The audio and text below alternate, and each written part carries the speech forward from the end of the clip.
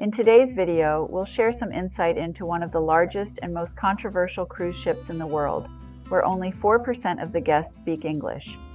Some of the online reviews include, worst holiday ever, beautiful ship, terrible cruise line, ratchet cruise line, food quality varied from the sublime to being so bad I wouldn't feed it to a dog, giant ship, complete chaos. Not for anyone who likes pizza, burgers, ice cream, bottled beer, or relaxing. Have we piqued your curiosity yet? Feel free to comment below if you think you know which cruise line we're talking about. Okay, so it's time to unveil the name. If you haven't guessed yet, it's Costa Cruise Line, and we will spend some time looking one of its ships called the Costa Smeralda. This ship has the lowest cruise critic rating we have ever seen, in addition to being the overall worst-rated cruise line. Costa Smeralda was built in 2019. The name means emerald in Italian, and it is after Sardinia's popular tourist coast. It is the Carnival Corporation-owned brand's first LNG-powered ship. The 6,005 18-passenger ship at full capacity was built in the Meyer Turku shipyard in Finland. Hitting the high seas is often synonymous with an adventure of pampering, comfort, and relaxation. But the reality for those passengers stepping onto a Costa Cruise Line ship is far from the glossy brochure ideal. Using information gathered from videos, blogs, and reviews found on cruisecritic.com and U.S. News and World Report, this video illustrates an appalling experience from the time a passenger steps onto a Costa vessel, through to the stark contrasts and less than desirable aspects that set it apart from other cruise lines. A disorienting arrival. For many cruise passengers, the first few minutes of being on board a ship are filled with the excitement of anticipation.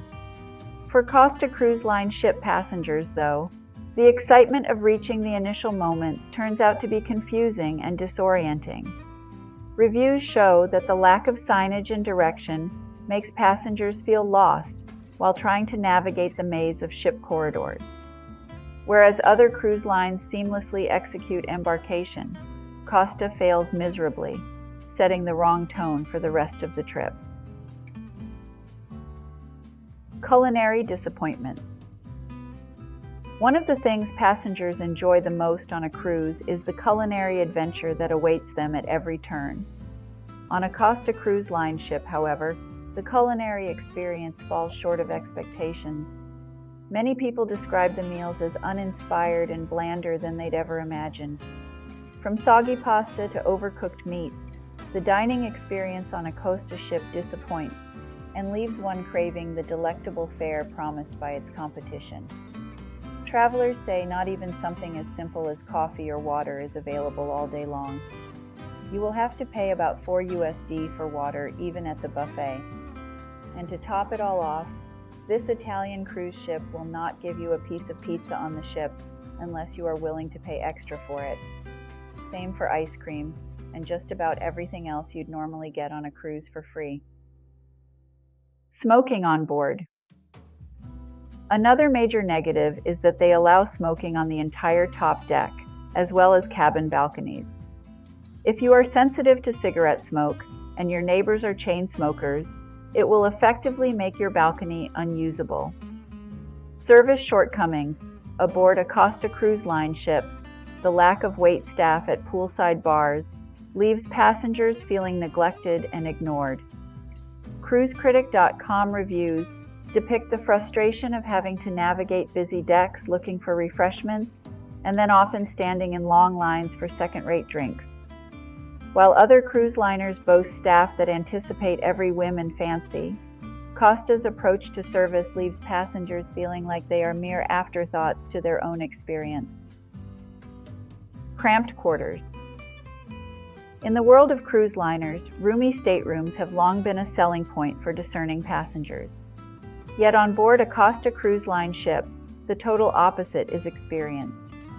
Reviewers lament small quarters and lack of storage space, with many passengers feeling claustrophobic in their rooms.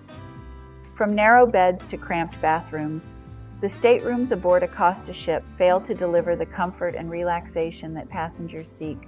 further compounding their dissatisfaction with the cruise experience. Customer relations. In the hospitality industry, the customer is always king. Yet, for too many passengers of Costa Cruise Line, the journey is fraught with frustration and dissatisfaction. From poor communication to unaddressed grievances, the experience is one of neglect and uncaring. Billing errors, missed excursions, and unfulfilled promises are as extensive as those highlighting a systemic failure to maintain customer satisfaction and retention. Safety concerns. It is always the case that the commitment to safety and security is the #1 selling point of any cruise line. However, Costa Cruise Line has often been criticized for its carelessness towards safety procedures and protocols. The sinking of Costa Concordia's ship, in which 32 people had lost their lives, is proof of what is waiting in store if there is negligence and complacency. Although the company had, after the accident, begun to implement new technology and training programs to improve safety standards, questions still linger regarding the capability of Costa to safeguard its passengers and employees. Visual assault. Cruise ships are usually adorned with classic decor and stylish design to give an aura of elegance and class. But on board a Costa Cruise Line, this aesthetic experience is ruined by its bright decor and gaudy embellishments. Reviews on cruisecritic.com lament the visual assault of neon lights, gaudy furnishings, and kitschy artwork adorning the interior.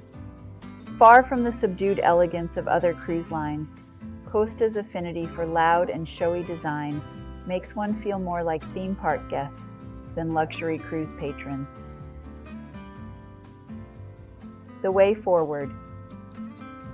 As Costa Cruise Line navigates the turbulent waters of public opinion, the way forward to redemption remains very hazy. Although the Carnival Corporation is one of the world's largest cruise conglomerates, the reputation of Costa is still bad.